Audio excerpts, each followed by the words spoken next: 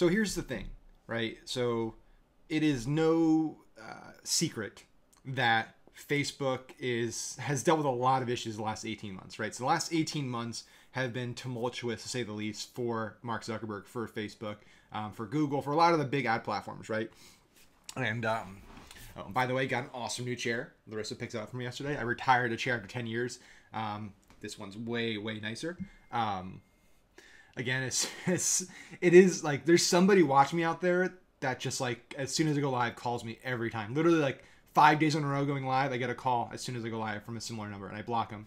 But anyway, so there's been this constant battle, right? I talked about it yesterday on the live between Facebook's business needs, their fiduciary duties to shareholders, which is to do the best, basically make decisions in the best interest of the shareholders, which means make decisions in the best interest of the business, right? Growing the business, making money, focusing on profits.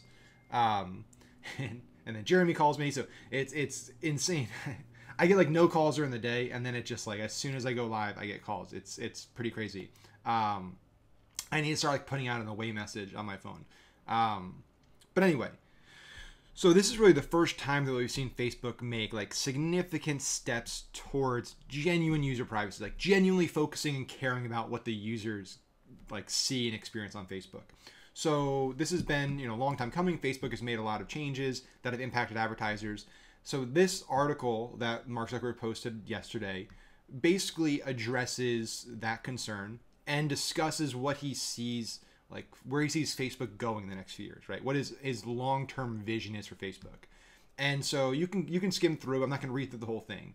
But basically, he's seeing, hey, private messaging, ephemeral stories, small groups are by far the fastest growing areas of online communication, and that we're moving away from like the town center to the living room in terms of how we communicate with people, right?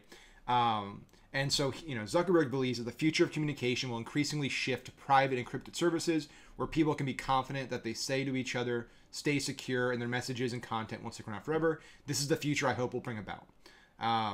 So basically, they've kind of built that with WhatsApp. WhatsApp, they acquired for several $1 billion a few years ago, and they've really built WhatsApp to be that encrypted messaging service that's not focused on making money. It's focused on delivering a really valuable private communication platform that has security, privacy, all that stuff.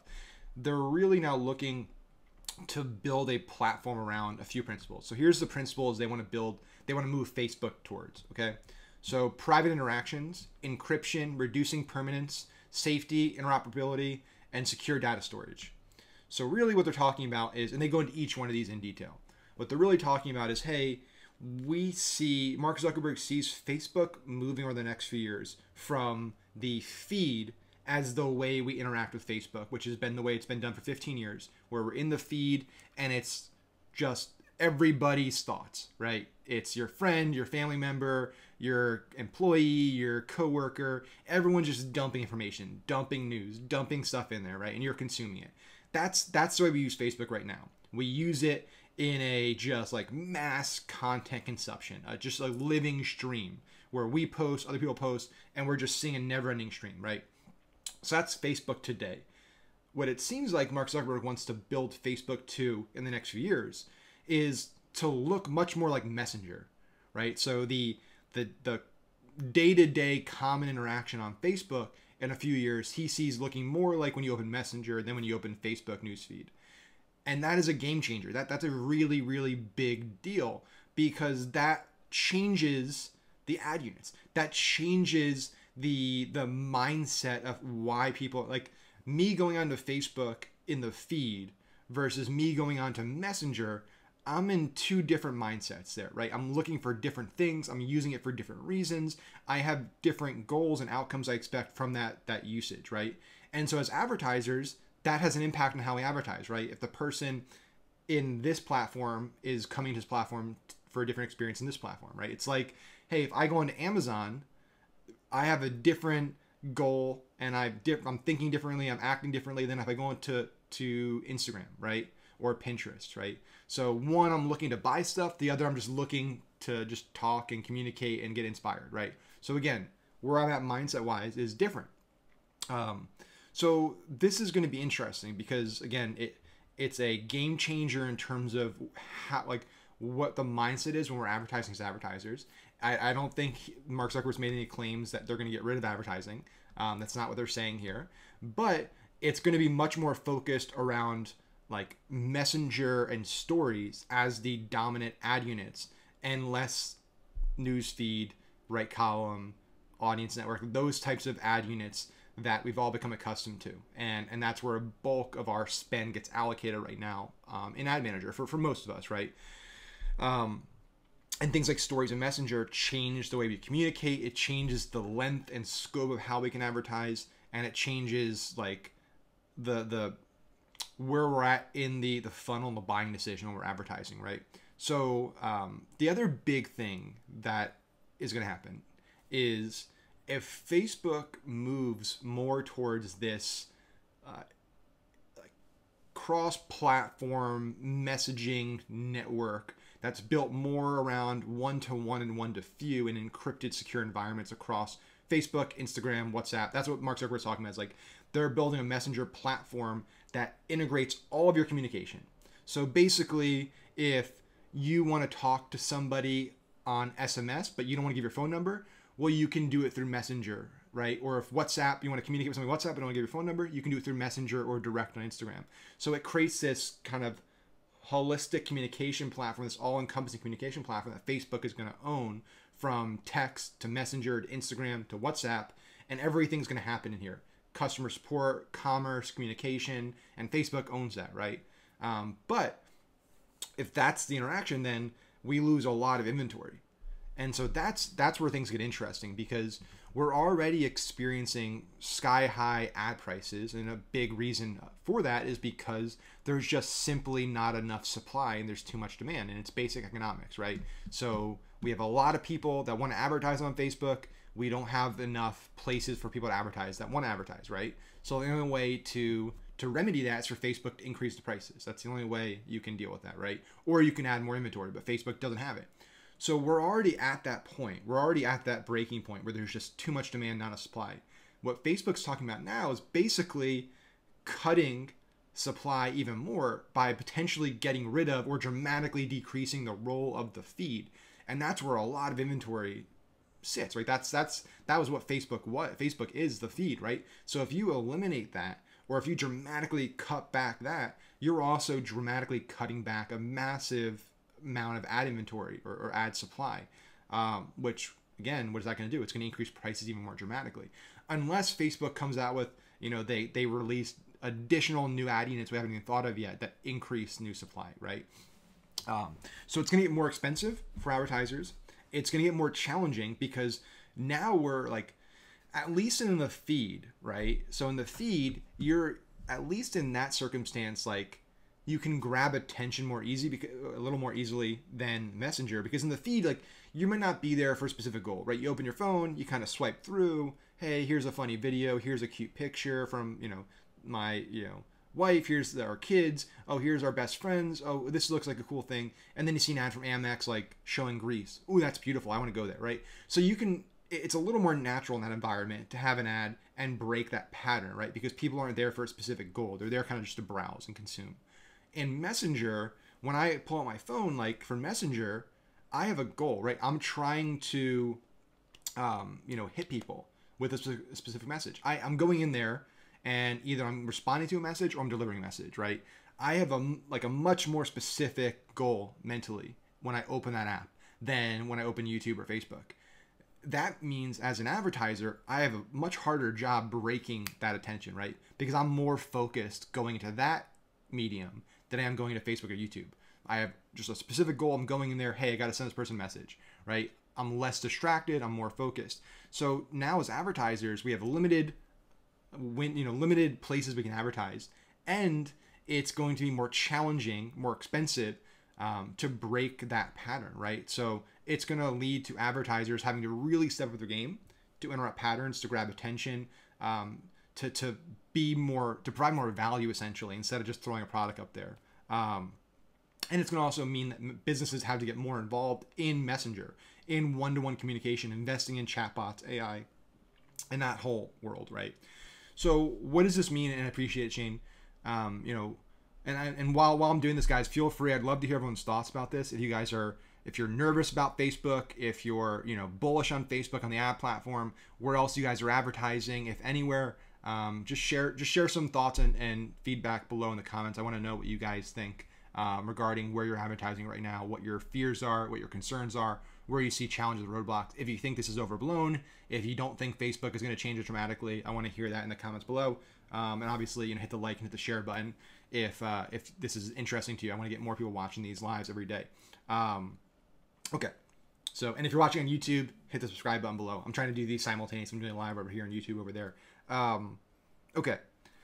So what does this mean for performance marketing in general? What does this mean for advertising departments at big and small companies, solopreneurs, anybody that's running traffic, right? What does that mean for us?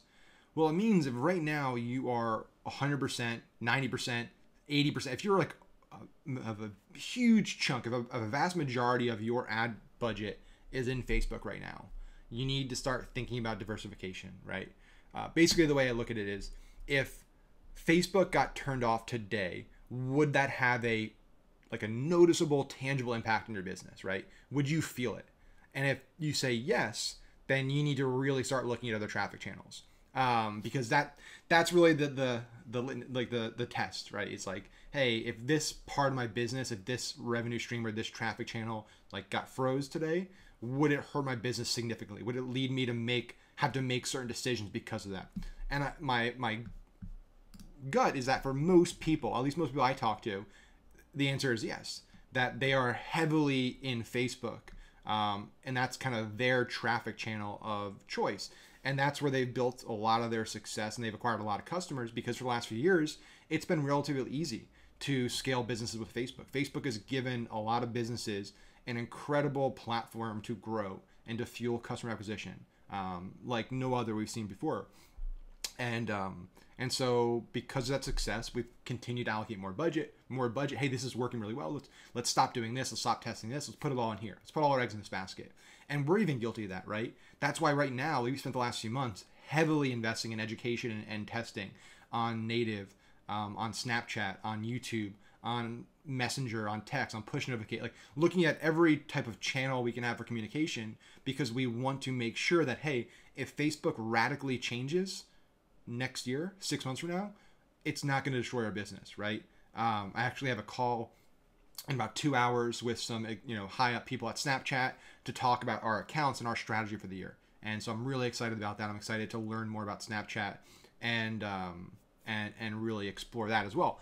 But I think that is probably the greatest tip, one of the greatest tips I ever got. And I should have listened to it more years ago when I got it. You guys all know that I love Ezra Firestone. He's a great friend and an incredible mentor of mine. He gave me my first shot to speak. Forever grateful for him. But I remember one of the first times I ever heard him speak, before we were even friends, before I even knew who I was, he said he worked at a venture capital firm as an advisor, right? And they basically paid him to look at their portfolio, their investment companies, and try to help them know which ones to invest in from a marketing standpoint, which ones are doing things right, and then their portfolio companies help them really scale. And so he had the opportunity to look at dozens and dozens of high growth Silicon Valley companies, right? Venture-backed companies. And he said the one thing, I'm sure there was a few other things, but the one big thing that he saw in 100% of the companies that were successful, so all the portfolio companies, most fail, but the ones that were successful and grew to 8, 9 plus figures and went public or got sold, they all had multiple sales channels. So they had, Amazon, they had Shopify, they had retail, they had wholesale, right? They had all these different income streams. They also had a vast array of traffic channels, right? So they had SEO content, they had, event sponsorships, they had Facebook, Google, Twitter, Pinterest, all these different channels, right? So what he always suggested to me, and I think it's a great tip I've told it everybody, is that you should be investing 20% of your profits into testing other channels, right? So right now, if let's say you're profiting $1,000 a day on Facebook, right? So you're scaling your Facebook ads and you're netting $1,000 per day. You should be taking at least $200 of that profit and testing native, testing Snapchat, testing YouTube with that. Because then what happens is you get to find more winners. And so that daily profit increases, which means you can now test more things. It's exponential, right? And so that's one of the greatest tips I ever got. And I recommend that for everybody. That's what we're doing right now. We're investing and testing everything because we want to find more winners. We want to make sure, hey, we're not just dependent on Facebook. We also got Snapchat. We got YouTube. We got Outbrain. There's all kinds of other things. Some people in here are talking about, hey, sponsoring podcast, influencer marketing. Like there are so many outside the box, ways to build brand awareness and acquire customers that most of us just get so focused on what's popular, what's trending, which is Facebook, right? Facebook is the juggernaut. Everyone does Facebook. But there are a lot of other ways to creatively and cost effectively acquire customers and mitigate your risk. So I know there's a few questions that I'll answer right now. But long story short, this is what I want everyone to do. I want everyone watching this, and if you're going to do this, hit the like button. I want everybody watching this video, whether it's live right now or on the replay or whether it's on YouTube, whatever it is, to start diversifying. Start planning as if Facebook won't be here in 6 months, right? Start planning your business like that. Because if you can do that, if you can start planning as if Facebook is no longer an advertising option 6 months, 12 months from down the road, and then if Facebook stays around and it keeps growing and stuff, then you're just going to benefit more, right? But in the worst case scenario, at least you'll have risk mitigation strategies.